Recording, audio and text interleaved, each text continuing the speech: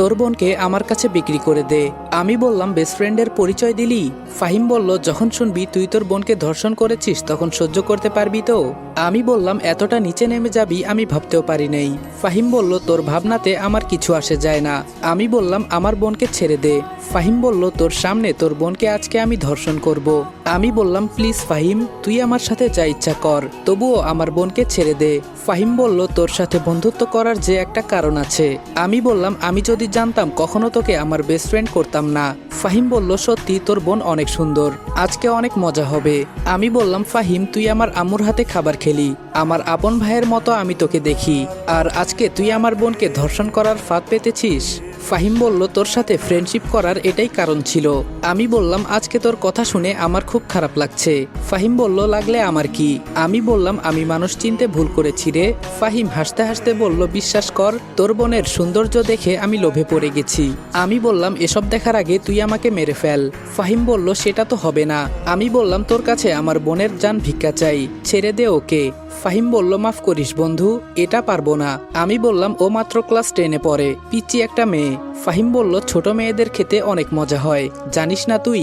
আমি বললাম, প্লিজ ফাহিম, শেষবারের মতো একটা অনুরোধ করলাম, তুই এটা রাখ, তোর কাছে আর কিছুই চাইবো না আমি। ফাহিম বলল, আমার কাছে কিছু চাইবার ক্ষমতা নাই তোর, আমি তোর কিছুই হই না। আমি বললাম, এতদিন তাহলে কি ছিলি আমার?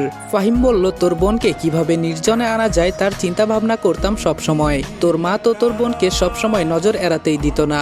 আমি বললাম, তাহলে তোর মোট কথা ওকে তুই ছাড়বি না?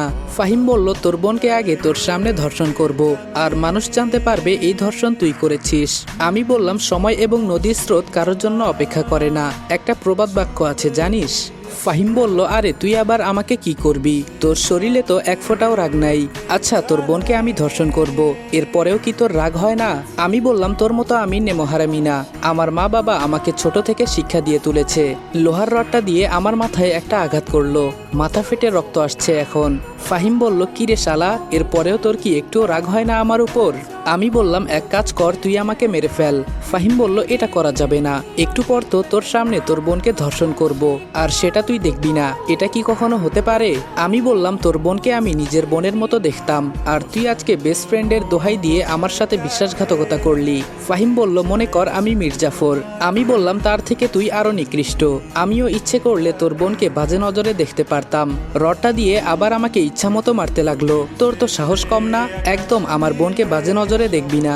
আমি বললাম, টাকা আর ক্ষমতার পাওয়ার দেখিয়ে আজকে তুই আমার সাথে যেটা করলি এটা আমার মনে থাকবে। ফাহিম বলল, ওহ তাই নাকি? বাবু তো রেগে যাচ্ছে। কই, আমি তো দেখতে পারছি তুই হাসছিস। পাশে থাকা একটা লোক বলল,